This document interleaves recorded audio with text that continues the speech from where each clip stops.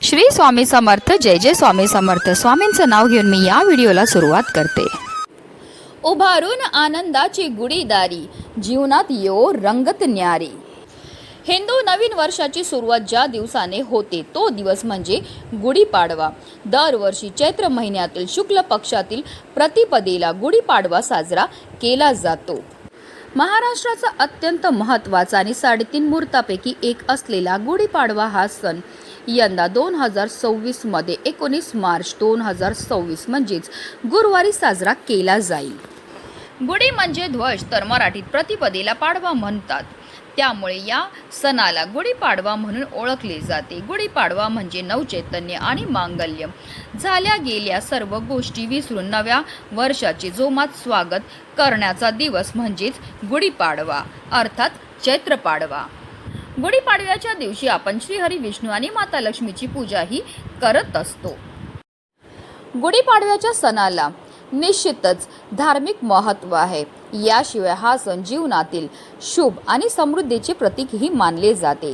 गुढीपाडव्याच्या दिवशी घरोघरी गुढी उभारली जाते, ते समृद्धीचे प्रतीक आहे.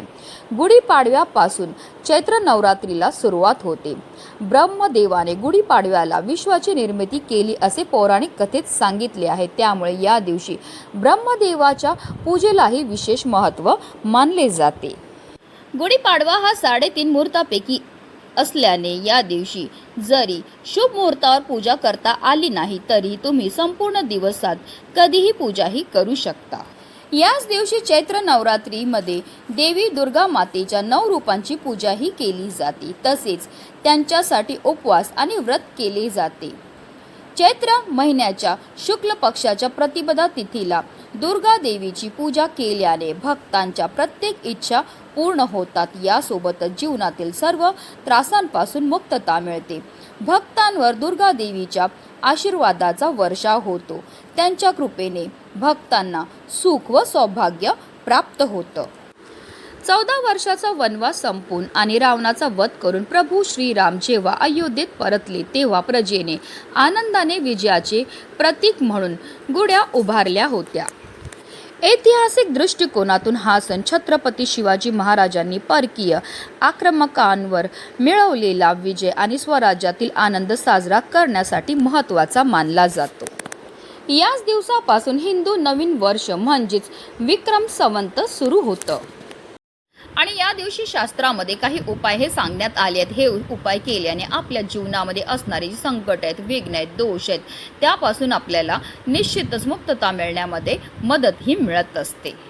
आणि म्हणूनच गुढीपाडव्याच्या दिवशी तुम्ही काही नाही केलं तरीही चालेल, पण आंघोळीच्या पाण्यामध्ये टाका फक्त ही एक वस्तू. ही वस्तू टाकल्यामुळे आपल्या जीवनामध्ये असणारे सर्व दोष, अडचणी, शत्रू बिडा तर नष्ट होणारच आहे, पण आपलं 7 पिढ्यांचं दारिद्र्य नष्ट होऊन आपल्या घराची, आपल्या मुलांची, आपल्या पतीची भरभरून अशी प्रगती होणार आहे.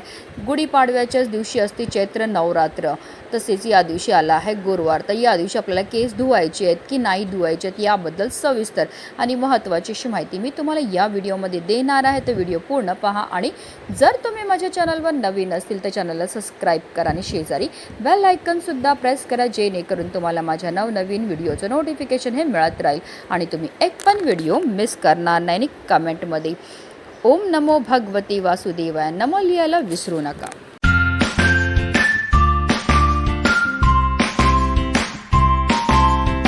हिंदू धर्मात चैत्र महिन्याला अनन्यसाधारण असं महत्त्व आहे. पौराणिक मान्यतानुसार ब्रह्माजींनी चैत्र शुक्ल प्रतिपदेपासून विश्वाची निर्मिती सुरू केली. या दिवशी भगवान श्री विष्णूने दशावताराचा पहिला मत्स्य अवतार घेतला आणि प्रलयाच्या वेळेस मनूची बोट पाण्यातून सुरक्षित ठेवली. प्रलय संपल्यानंतर मनूपासून नवनिर्मितीची सुरुवात झाली. गुढीपाडवा आणि चैत्र नवरात्र ही एकाच दिवशी येत असते. हा दिवस अतिशय महत्त्वाचा आहे. 3.5 मुहूर्तापैकी एक मुहूर्त म्हणजे गुढीपाडवा आणि या दिवशी पवित्र स्नानाला विशेष महत्त्व हे दिलं जातं. जर तुम्हाला शक्य असेल तर आवर्जून या दिवशी तीर्थक्षेत्री जाऊन स्नान करावे आणि आपल्या यथाशक्तीप्रमाणे आपल्याला दान हे करायचे. हे दान केल्यामुळे आपल्यावर श्रीहरी विष्णू आणि माता लक्ष्मीची भरभरून कृपाही होत असते.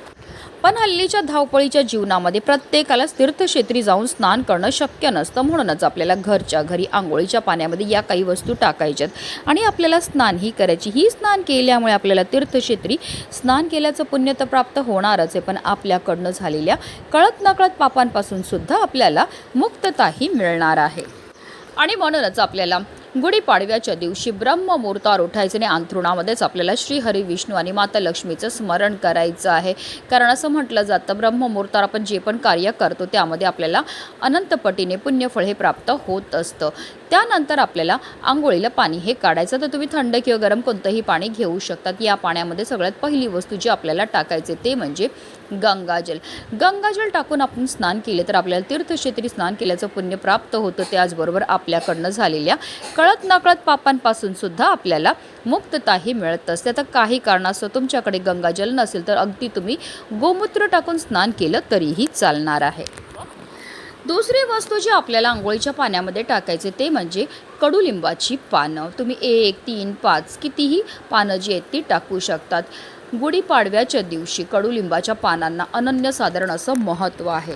ज्योतिषशास्त्रानुसार कडुलिंबाचा संबंध हा शनी आणि केतू ग्रहाशी आहे आणि म्हणूनच या दोन्ही ग्रहाच्या शांतीसाठी घरामध्ये आवर्जून आपल्याला कडुलिंबाचं झाड हे लावायचं आहे. आंघोळीच्या पाण्यामध्ये कडुलिंबाची पानं टाकून स्नान केल्यामुळे शनी तसेच केतू ग्रहासंबंधित समस्या दूर होतात. तसेच कडुलिंबाच्या झाडामध्ये साक्षात दुर्गा देवी निवास करते आणि जेव्हा आपण आंघोळीच्या पाण्यामध्ये कडुलिंबाची पानं टाकतो आणि स्नान करतो तर त्यामुळे आपल्यावर विशेषतः दुर्गा देवीची कृपाही होत असते. कारण गुढीपाडव्याच्या दिवसापासून चैत्र नवरात्रीला सुरुवात होते. तसेच आपल्याला चिमूटभर खडेमीठसुद्धा आवर्जून आपल्या आंघोळीच्या पाण्यामध्ये टाकायचं आहे. खडेमीठ टाकून स्नान केल्यामुळे आपल्यामध्ये असणारी जेवढी पण नकारात्मकता, एडापिडा, नजरबाधा दूर होण्यामध्ये मदतही मिळत असते. त्यासोबतच आपल्याला चिमूटभर हळदसुद्धा आवर्जून आंघोळीच्या पाण्यामध्ये टाकायचं आहे. योगायोगाने गुढीपाडवा आला आहे गुरुवारी आणि गुरुवारच्या दिवशी श्रीहरी विष्णू आणि माता लक्ष्मीची आवर्जून पूजाही केली जाते आणि हळद ही श्रीहरी विष्णू आणि माता लक्ष्मीला अतिशय प्रिय. आणि जर आंघोळीच्या पाण्यामध्ये आपण हळद टाकल्याने स्नान केलं तर त्यामुळे आपल्या कुंडलीतील गुरुग्रह हा बलवान होतो आणि जर आपल्या कुंडलीतील गुरुग्रह बलवान झाला तर त्यामुळे आपल्या जीवनामध्ये असणाऱ्या ज्या आर्थिक समस्या त्यापासून आपल्याला मुक्तता तर मिळतेच मिळते, पण आपल्याला जीवनामध्ये कोणत्याही क्षेत्रामध्ये अपयशाचा सामना हा करावा लागत नाही. त्यासोबतच आपल्याला चिमूटभर काळे तिळसुद्धा आवर्जून आंघोळीच्या पाण्यामध्ये टाकायचे. तिळांची उत्पत्ती ही श्रीहरी विष्णूंच्या घामापासून झाली होती. तसेच काळे तिळ हे आपल्या पितरांना सुद्धा समर्पित आहेत आणि जेव्हा पण आपण आंघोळीच्या पाण्यामध्ये काळे तिळ टाकतो आणि स्नान करतो तर त्यामुळे आपल्या जीवनामध्ये असणारा प्रखरातला प्रखर पितृदोष, ग्रहदोष, शत्रुपीडा, दारिद्र्य दूर होण्यामध्ये मदतही मिळत असते. कारण तिळांना दारिद्र्यनाशक असं सुद्धा म्हटलं जातं. तर या सर्व वस्तू आपल्याला आंघोळीच्या पाण्यामध्ये टाकायच्यात आणि आपल्याला स्नानही करायचे. पण बऱ्याचदा लोक चुकीच्या पद्धतीने स्नान करतात, त्यामुळे सुद्धा त्यांना केलेल्या उपायाचं कोणतंही सुफळ प्राप्त होत नाही. म्हणून आपल्याला काय करायचं, सर्वप्रथम 1 मग पाणी आपल्या उजव्या खांद्यावर टाकायचं आहे, 1 मग पाणी आपल्या डाव्या खांद्यावर टाकायचं आणि त्यानंतर आपल्याला संपूर्ण स्नानही करायची आहे. पण गुढीपाडव्याच्या दिवशी आहे गुरुवार, तर गुरुवारच्या दिवशी चुकूनही आपल्याला केस हे धुवायचे नाही. जर महिलांनी केस धुतले या दिवशी तर आपल्या कुंडलीतील गुरुग्रह हा कमकुवत होतो, ज्यामुळे आपल्या जीवनामध्ये किंवा आपल्या घरामध्ये आर्थिक समस्या येण्याची शक्यता असते. म्हणून आपल्याला केस हे धुवायचे नाही आहेत, आंघोळ करायचे. जेव्हा आपण आंघोळीच्या पाण्यामध्ये या सर्व वस्तू टाकतो त्याचबरोबर मंत्राचा जप करतो त्यामुळे आपल्या तनाबरोबर आपल्या मनाची सुद्धा शुद्धीही होत असते. तर आपल्याला ओम नमो भगवते वासुदेवाय नमो या मंत्राचा जप करायचं किंवा तुम्ही स्नान मंत्र म्हणजेच गंगेचे यमुने चौ गोदावरी सरस्वती नर्मदे सिंधू कावेरी जलस्मिन् निधी कुरु या मंत्राचा जपसुद्धा करू शकतात. अतिशय प्रभावी असा हा उपाय केल्यामुळे आपल्या जीवनामध्ये असणारा प्रखरातला प्रखर पितृदोष, ग्रहदोष, शत्रुपीडा तर नष्ट होणारच आहे, पण आपलं 7 पिढ्यांचं दारिद्र्य नष्ट होऊन आपल्या संपूर्ण कुटुंबाची भरभरून अशी प्रगती होणार आहे. म्हणूनच व्हिडिओ जास्तीत जास्त लोकांपर्यंत शेअर करा, जेणेकरून प्रत्येकाच्या आयुष्याचं कल्याण हो हीच मनामध्ये इच्छा. श्री स्वामी समर्थ. जय जय स्वामी समर्थ.